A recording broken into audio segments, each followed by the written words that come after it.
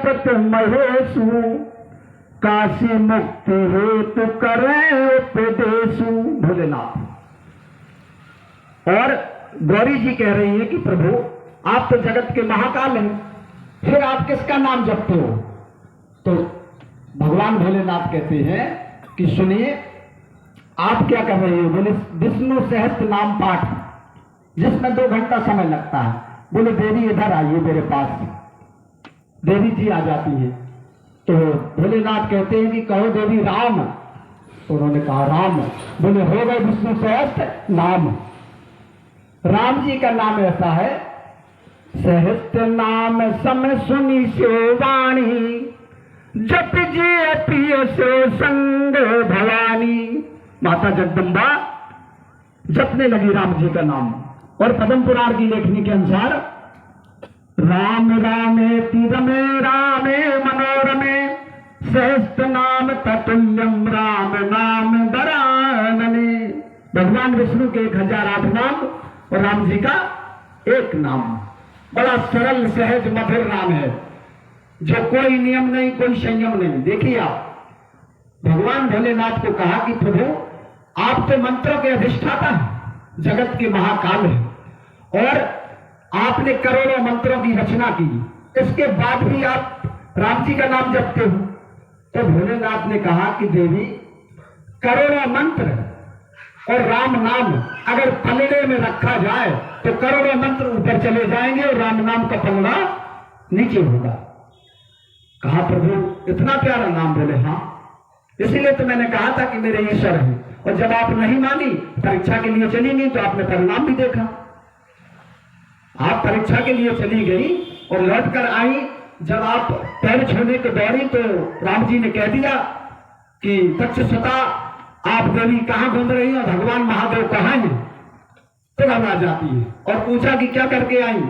भोलेनाथ ने त्याग दिया कि मेरे स्वामी की परीक्षा लेने के कारण मैं आज से अपनी पत्नी को त्यागता हूं। तो उन्होंने पूछा कि क्यों देवी परीक्षा ले आई? बोले कछु न परीक्षालीन गोसाई, कीन प्रणाम तुम्हारी नाई। बोले परीक्षा भी ले आई है, फिर भी कहती है कुछ नहीं किया, आज से मैं महादेव त्यागता हूं आपको। फिर उन्होंने जाके शरीर भस्म किया है। वहां केवल राम नाम की लड़ाई थी। तो जिस राम जी का नाम माता गौरी, भगवान महादेव और बाबा तुलसी और बाबा वाल्मीकि की सुन लो। उल्टा नाम जगत जप जाना, वाल्मीकि ब्रह्म सवारा। यदि भगवान ना मिले आपको तो आप बाबा वाल्मीकि से मिल लीजिए, काम हो जाएगा। भगवान की आवश्यकता नहीं है, क्योंकि वाल्मीकि ब्रह्म समाना। यदि ब्रह्म ना मिले, जैसे गांव पहले चलता था कि प्रधान जी ना मिले तो प्रधान मिल जाए तो काम हो जाता था, क्योंकि पूरा पावर होता था। तो ये बाबा तुलसी और बाबा वाल्मीकि और मीरा जी कान्हा की भक्ति थी, लेकिन फिर भी क्या कहा गुरु ने? पायो जी मैंने राम रतन धन पायो, पायो जी मैंने राम रतन धन पायो। ये मीरा जी की बात है। सहजो भाई, जो त्यो तारे राम और जो त्यो तारे राम, राम ही तारता है और कोई नहीं तारणहार है, तारक मंत्र है ये। और बाबा रविदास जी, राम रस पीवे और दूजा नहीं ध्यान, केवल राम रस और कुछ नहीं। हनुमान जी से पूछा, आप सुनते जाइए, कि प्रभु ये बताइए कि जीवन में विपत्ति कब आती है? तो हनुमान जी तो ज्ञानी है, तो उन्होंने कहा कि विपत्ति बताओ। बोले हाँ। कहे हनुमंत विपत प्रभु सोई, जब तब सुमरन भजन न होई। जब भी सुमरन भजन नहीं होगा जीवन में, विपत्ति आएगी आएगी और आएगी। और सुमरन भजन होता रहा तो विपत्ति अपने आप हट जाएगी। जपे पवन सुत पावन नाम, अपने बस कर राखे राम। अपने हृदय में राम जी को बसा दिया है, अयोध्यानाथ को विराजित कर लिया है। ये ऋषि मुनियों का लेख है।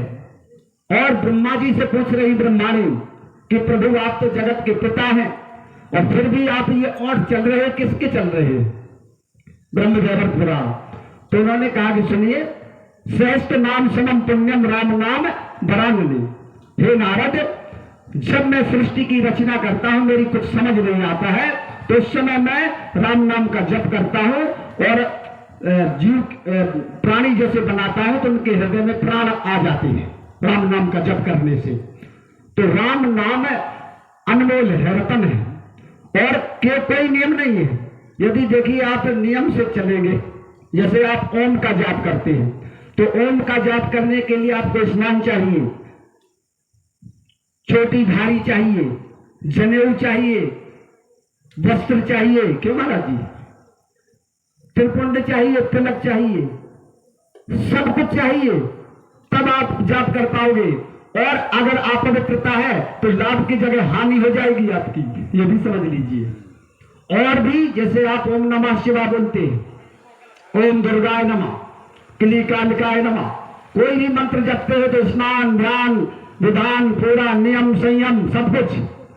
और एक बार तो पाखाना के समय एक भक्त, हमने गुरुदेव से वाणी सुना, पाखाना के समय लेट्रिन बाथरूम में भक्त राम नाम का जप करता था, सेठ जी थे। तो सेठ जी का क्या होता था, दुकान बहुत चलती थी, तो दुकान में जैसे ही कस्टमर आए वो राम नाम का जप करते थे। कस्टमर आए तो बैलेंस भी कर जाए और घरे जाप करे, सुबह जो शिफानी सवेर से परेशान करे, ये दुकड़ा माला लेके बैठ जाते और ना तो नाती उनकी ख्याल ना लड़कन की ना दुकान की। तो वो जैसी नाती दुकान में आता है, सेठ जी चले जाते हैं और लेटरिन में घुस जाते हैं और गेट बंद कर लेते हैं और वहां बैठ के राम राम राम राम बताते, हनुमान जी ने गदा मार दिया।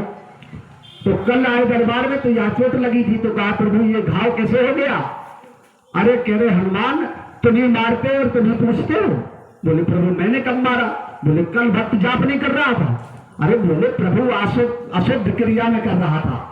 अरे बोले मेरा भक्त है, चाहे अशुद्ध में करे और चाहे शुद्ध में करे, चाहे जैसा करे, मरे में, जिए में, हानि में, लाभ में, शोर में, सूतक में, जैसी उसकी मर्जी हो करे हो।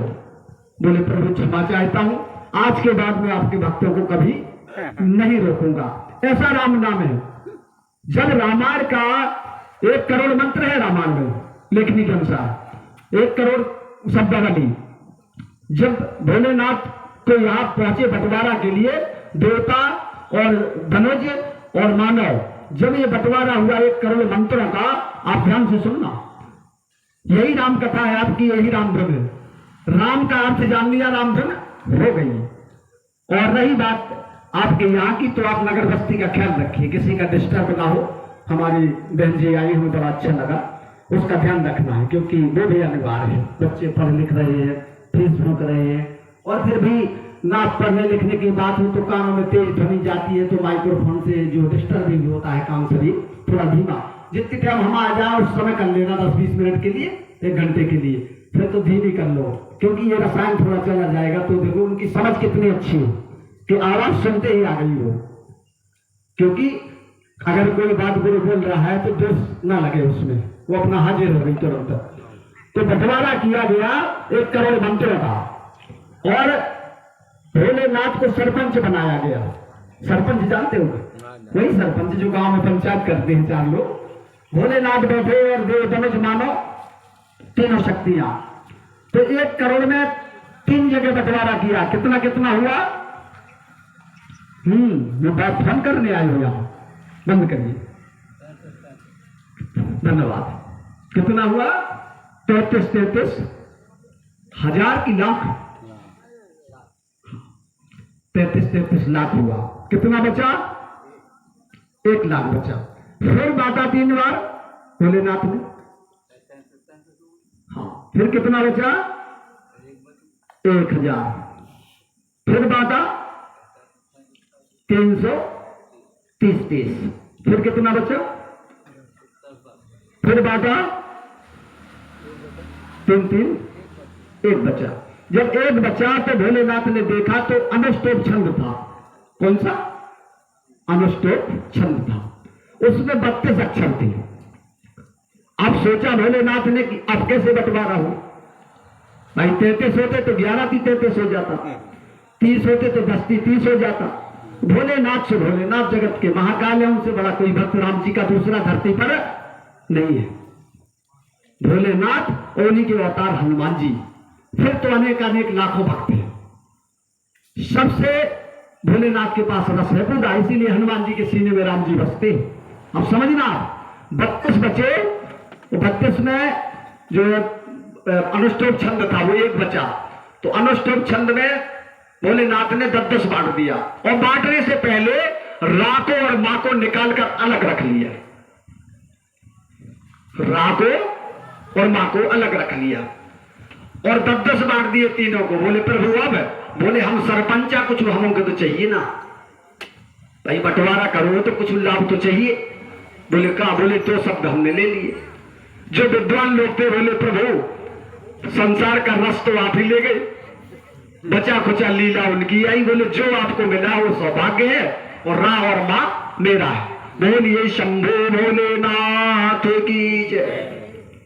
राम नाम भोलेनाथ ने पा लिया, उसी राम नाम को हृदय में बसा लिया, और उन्होंने कहा कि नारद मेरी जटा पर गंगा और मेरी आत्मा में राम बहता है, इसीलिए जो है सब काम सुलभ हो जाते हैं।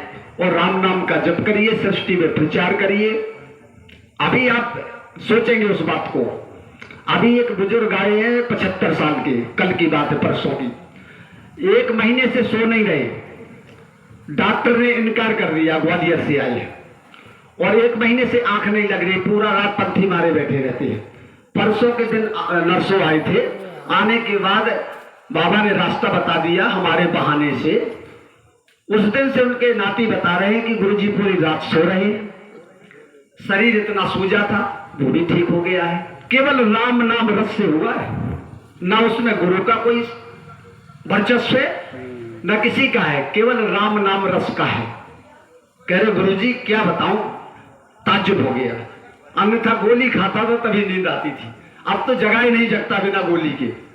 भाई राम रस पा गया, जीवन का सबसे बड़ा रस है।